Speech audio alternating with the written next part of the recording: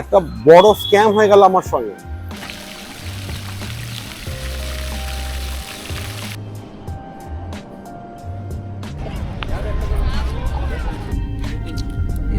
খাবার এই বিখ্যাত হাওয়া মহল, প্রচুর পর্যটক এখন হাওয়া মহলের সামনে। দারুণ টেস্ট, ফাটাফাটি টেস্ট। এই হলো সব বিখ্যাত কুলফি। Thank you. তো ট্রাই করে দেখি। এই হলো টিকিট কাউন্টার।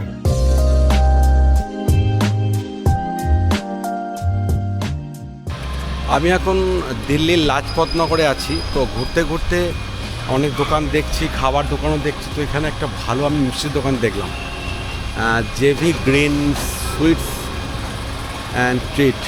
ভালো দোকানটা। এদের বাইরে একটা কাউন্টার আছে যেটা ফুচকা আছে, পাপড়ি চাট আছে, যেগুলো এরা বানিয়ে দেবে। আর এখানে একটা কাউন্টার আছে যেটা কফি বানিয়ে দিচ্ছে,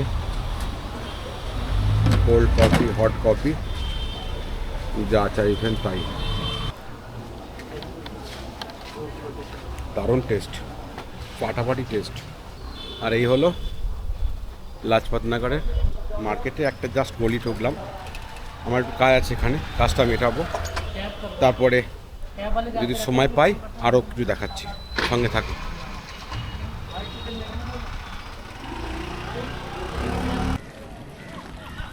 আজ আমার দ্বিতীয় দিনের দিল্লি ট্যুরের সকালের নিজস্ব কিছু কাজ মিটিয়ে আমি চলে এলাম হুমায়ুনের সমাধিস্থলে। ভারতীয় এবং সার্ক দেশযুক্ত দেশগুলির জন্য এর টিকিটের মূল্য 35 টাকা, আর ফরেন ন্যাশনালের জন্য টিকিট মূল্য 550 টাকা।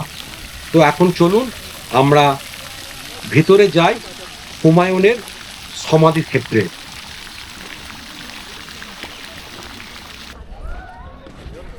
হুমায়ুন কি মাকবারা হলো মুঘল সম্রাট হুমায়ুনের স্মৃতিসৌধ। 1562 খ্রিস্টাব্দে হুমায়ুনের পত্নী হামিদা বানু বেগম এই সমাধিটি নির্মাণ করান। এটি নকশা প্রস্তুত করেছিলেন পারসিক স্থাপত্যি মিরাক মির্জা গিয়াথ। হুমায়ুনের সমাধি ভারতীয় উপমহাদেশের প্রথম উদ্যান সমাধিক্ষেত্র। দিল্লির নিজামুদ্দিন পূর্ব অঞ্চলে হুমায়ুন 1533 সালে যে দিন পানাহা বা পুরনো কিল্লা নির্মাণ করেছিলেন তার সন্নিকটেই এই সমাধিক্ষেত্রটি অবস্থিত। লাল বেলে পাথরের এত বড় মাপের স্থাপনাগুলির মধ্যে হুমায়ুনের সমাধি ভারতে প্রথম। 1993 সালে এটি ইউনেস্কো বিশ্ব ঐতিহ্যবাহী স্থান ঘোষণা হয়।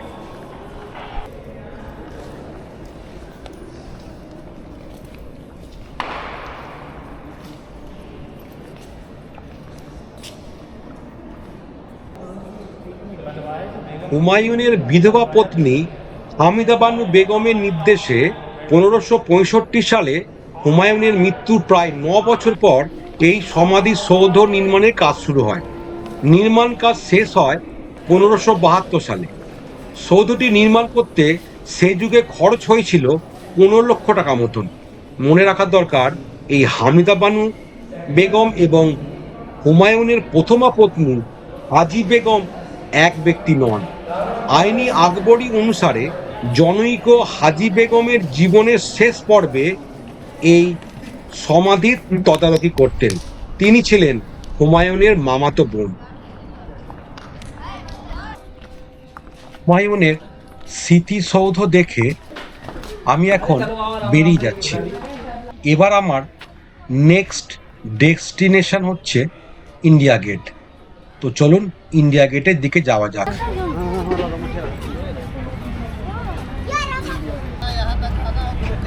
ইন্ডিয়া গেট ভারতের জাতীয় স্মৃতিসৌধ। এটি ভারতের রাজধানী নতুন দিল্লির কেন্দ্রস্থলে অবস্থিত। এটি দিল্লির অন্যতম দ্রষ্টব্য স্থান।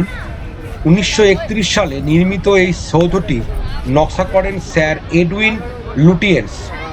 এর আগে এর নাম ছিল অল ইন্ডিয়া ওয়্যার মনুমেন্ট। প্রথম বিশ্বযুদ্ধ ও তৃতীয় ইঙ্গো আফগান যুদ্ধে নিহত 90,000 ভারতীয় সেনা জওয়ানদের স্মৃতি রক্ষার্থেই এই স্মৃতিসৌধটি নির্মাণ হয়। এটি লাল সাদা বেলে পাথরের ও গ্রানাইট পাথরের তৈরি। আজ তো সপ্তাহের প্রথম দিন, আমার মনে হয় আরও অন্যদিন ভিড়টা বেশি হয়, শুক্র শনিবার রোববার মানে বেশি ভিড় হয়।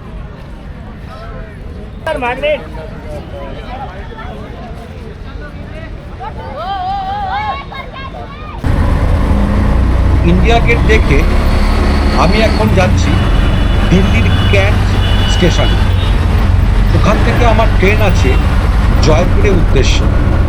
তো চলুন বন্দে ভারতে করে আমরা এখন যাব জয়পুর। সঙ্গে থাকুন। আর আমার দিল্লির এই ভিডিওটি কেমন লাগলো অবশ্যই কমেন্ট করে জানাবেন।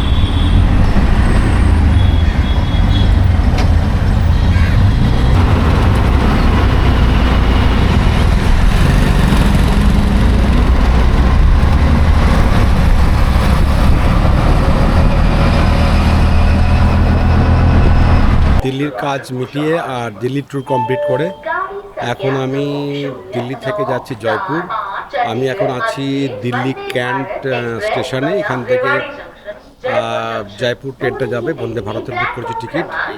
তো আমার ট্রেন হচ্ছে 6:28 তো ট্রেনটা মোটামুটি 3 ঘন্টা 3.5 ঘন্টার মতো টাইম নেবে। টাইম নিয়ে রাত 10:10-15 জয়পুর স্টেশন ঢুকিয়ে দেবে।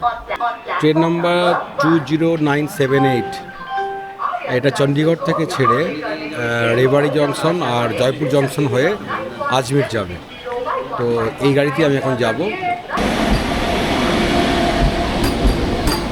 আমি এখন বন্দে ভারতে। তো বন্দে ভারতের ট্রেনটা কিন্তু আমাদের রাজধানী যে চলে হাওড়া টু দিল্লি, তার থেকে কিন্তু অনেক ভালো। আমি বহুবার জার্নি করেছি হাওড়া থেকে দিল্লি রাজধানী এক্সপ্রেসে। তার পরিষ্কার পরিচ্ছন্নতা, বাথরুম কন্ডিশন বন্দে ভারতে অনেক বেটার, খুবই ভালো।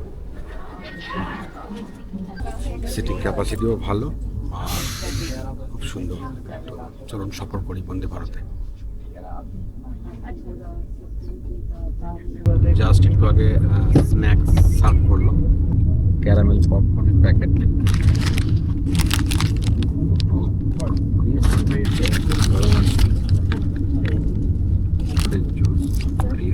মশলা চা টমেটো কেচাপ।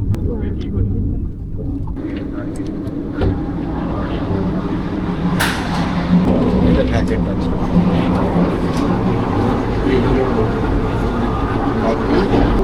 বাংলা স্টাইল দেখাচ্ছি না। বন্দে ভারতের কিন্তু আর ওরা অ্যানাউন্সও করছে যে যদি এক একটা কোচে 2 করে লোক আছে বিল করার জন্য। তো যদি কোনো জায়গায় ক্লিনিং না থাকে, দরকার থাকে, একটা নাম্বার দিচ্ছে, ওখানে কল করে জানা। আর অথবা তো ক্লিক হচ্ছে। তো বন্দে ভারতের মোটামুটি বাথরুম পরিষ্কার করছে। প্যান্ট্রির জন্য এখানে বড় বড় হিটার লাগানো আছে। তো এইগুলো খাবার খাচ্ছে, অপশন দেওয়া আছে, গরম জলের ব্যবস্থা আছে। আর এটা হলো কোল্ড চেম্বার, আইসক্রিম আর ওই খরচা যারা প্যান্ট্রি আছে খাবার খাওয়া হবে মাত্র মনে নেওয়ার স্বাদ হচ্ছে। মোটামুটি সবগুলোই গরমে আছে, ভালো গরম। এই হলো খাবার, রাইস, ডাল, পিস চিকেন, নুন দেওয়া আছে, কাঁচা মধ্যে পরোটা আছে, আলু ভাজা, খাবার। আর এটার মধ্যে একটু বিকেল দেওয়া আছে, কাঁচা আমের চাটনি। এই হলো খাবার। জাস্ট জয়পুর নামলাম। এই হলো অন্ধকারে, জানি না বুঝতে পারছেন কি না, এই হলো জয়পুরের স্টেশন। জাস্ট বাইরে এলাম। আর কাল সকাল থেকে আমি এক্সপ্লোর করব জয়পুরে বিভিন্ন জায়গা, যতটা পারবো দেখাবো, তো সঙ্গে থাকুন। ফার্স্ট ব্লগিং শুরু করছি এই রাজ মন্দির সিনেমা হল থেকে। এর একটা বিরাট ইতিহাস আছে। ইতিহাসটা হলো এটাই, এটা আমার জন্মের 2 বছর আগে তৈরি হয়েছিল। তো এটা হচ্ছে এক সময়কার এশিয়ার সব থেকে বড় সিনেমা হল, যেটার ঐতিহ্য এখনও এটা ধরে রেখে দিয়েছে। এবং সিনেমা হলটি কিন্তু আজও সুনামের সঙ্গে কিন্তু রান করছে।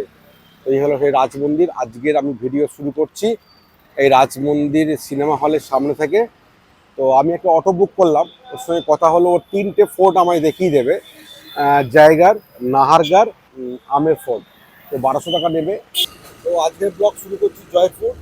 তো আমি 3টে ফোর্ট দেখবো, জায়গার, নাহারগার আর হচ্ছে আমের।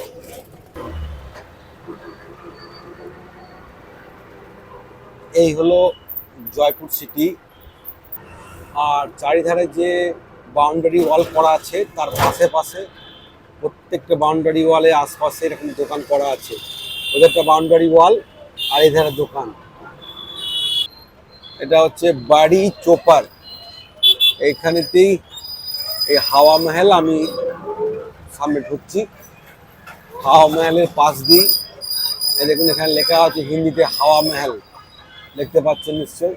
আর এই হলো সেই বিখ্যাত হাওয়া মহল, এই বিখ্যাত হাওয়া মহল। প্রচুর পর্যটক এখন হাওয়া মহলের সামনে। তো যদি সময় পাই হাওয়া মহল অবশ্যই একবার আসবো। তো এখন তো এই 3টে ফোর্ট আমি দেখতে যাচ্ছি।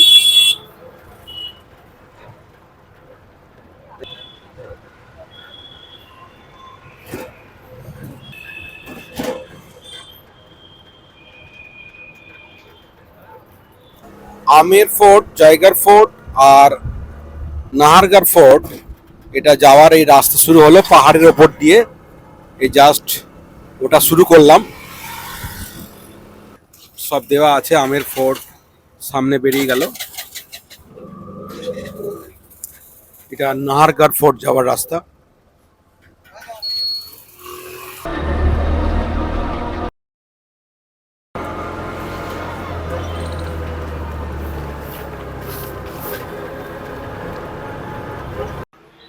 একটা বড় স্ক্যাম হয়ে গেল আমার সঙ্গে। স্ক্যামটা কেমন হলো? স্ক্যামটা হলো, আমি ওই যেটা সিনেমা হলের সামনে থেকে যেটা আমি একটা অটো করেছিলাম, 1200 টাকা কন্ট্যাক্ট করেছিলাম আমের, জায়গার আর নাহারগার।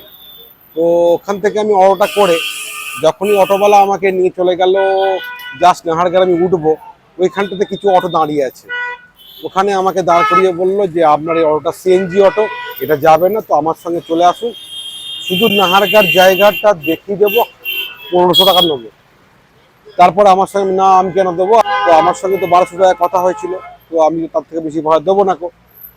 তো ওরা বললো যে না আপনাকে দিতে হবে, না হলে সিএনজি অটো আপনার পাহাড়ের উপরে উঠবে না, প্রবলেম হবে। প্রবলেম হবে তাহলে এটা আমার দেখার দরকার নেই, কি প্রবলেম হবে, আমাকে যেখান থেকে নামিয়েছিলেন আমাকে সেখানে গিয়ে আবার নামিয়ে দেন। তো ঠিক আছে, আমি তো চলে এলাম। তো এটা ওদের একটা বিরাট বড়, আমি জানি না, খেলা চলছে এখানে। তো সাবধানে একটু অটো দেখে শুনে করবেন, কারণ হচ্ছে এই প্রবলেমটা হয়তো আপনার সঙ্গে হতে পারে। ওখানে একটা স্ক্যাম, তো শিওর স্ক্যাম। ওখানে গিয়ে হঠাৎ করে নামিয়ে দিয়ে 2 কিলোমিটার গিয়ে বলছি যে এরকম আলাদা অটো করতে হবে, তো আপনার 1500 টাকা লাগবে। তো শুধু অটোটাকে আপনাকে নাহারগার জায়গার দেখাবো, তারপরে ফিরে এসে আবার আপনাকে এই অটোটা করে আপনি যাবেন আপনার হচ্ছে আমের দেখতে। না আমি দেখতে যাব না, আমি কালকে যাব। তো এখানে আমাকে নামিয়ে দিল। তো আমি হাওয়া মহলের সামনে নেমে গেলাম। এবার তাহলে আজকের দিনটা তো আর সম্ভব না আবার যাওয়া, একটু দেরি হয়ে গেছে। তো এই মতো অবস্থাতে আমি হাওয়া মহলের সামনে দাঁড়িয়ে একটু আগে একটা বিখ্যাত কুলফির দোকানে, নাম হচ্ছে পণ্ডিত কুলফি। তো আমি এখন একটু কুলফি ট্রাই করব। এটা দেখে নেবেন, এটা হলো চাট, কেসার পিস্তাওয়ালা এক দিয়ে দিয়েছে। এই হলো সেই কুলফির দোকান। এরা নিজেরাই বানায় আর বানিয়ে মানে সেল করে। এই হলো সব বিখ্যাত কুলফি। Thank you. তো একটু ট্রাই করে দেখি।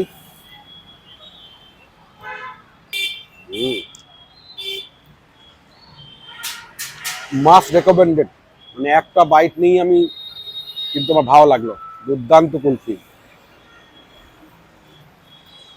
দারুণ টেস্ট, দুর্দান্ত টেস্ট, অবশ্যই এটা ট্রাই করবেন। জাস্ট পণ্ডিত কুলফি থেকে কুলফি খেয়ে আমি এখন যা হাওয়া মহলের সামনে দাঁড়িয়ে আছি। এই হলো সেই হাওয়া মহলের ছবি। আর এই হাওয়া মহল 1799 সালে মহারাজা সবাই প্রতাপ সিং এটা তৈরি করেছিলেন। আর এটা ডিজাইন করেছিল আর্কিটেকচার লালচন্দ্র উস্তাদ। আর সব থেকে বিশেষত্ব হলো এর গরম থেকে বাঁচতে রানীরা এই গরমকালে প্রচণ্ড গরমেতে এই হাওয়া মহলে আসতেন। আর আর্কিটেকচারে এমনই করা আছে, এর 953খানা যে ছোটো ছোটো জানলা আছে, এই জানলার মাধ্যমে হাওয়া ভেতরে এবং সামনে ঢুকে এই মহলটাকে ঠান্ডা করে রাখতো। জয়পুর যারা আসবেন তো অবশ্যই কিন্তু এই হাওয়া মহল মাস্ট ভিজিট। তো আমি এখন ভেতরে যাওয়ার চেষ্টা করব টিকিট কাউন্টারের দিকে, দেখি টিকিট কাউন্টারের টিকিট কত বা কীভাবে কী টিকিট পাওয়া যায়। আর ভেতরের ছবিও আপনাদের আমি দেখাবার চেষ্টা করছি। তো হাওয়া মহল থেকে যদি সামনাসামনি মুখ করে দাঁড়াই, তার ডান দিক দিয়ে এই জাস্ট তার গায়ে, এটা হচ্ছে ওয়ে টু হাওয়া মহল, ভেতরে যাওয়ার ছবি। আর এই হলো ভেতরে যাওয়ার পথ। তো ভেতরে যাই, দেখি টিকিটের কি ব্যবস্থা আছে। এই হলো টিকিট কাউন্টার,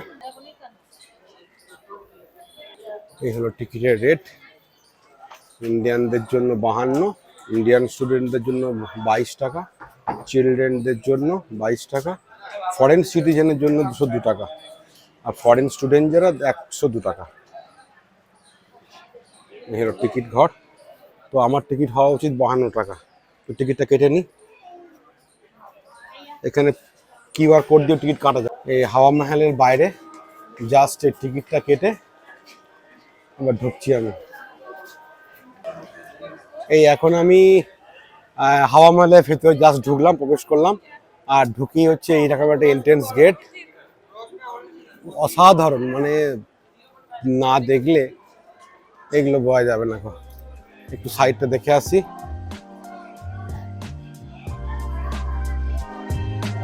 অসাধারণ।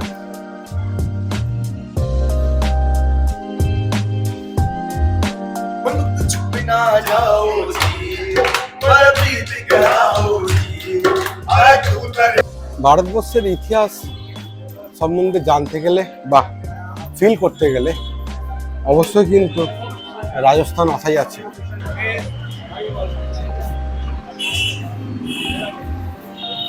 আমার হাওয়া মহল থেকে এখানে 42 টাকা ভাড়া দিয়ে আসা সার্থক লস্যি খাওয়ার জন্য। তো ভেতরে রসুন পেঁয়াজ সবই দেওয়া আছে, একটা খেলেই মোটামুটি দড়ি পেট ভরে যায়। Amber fort,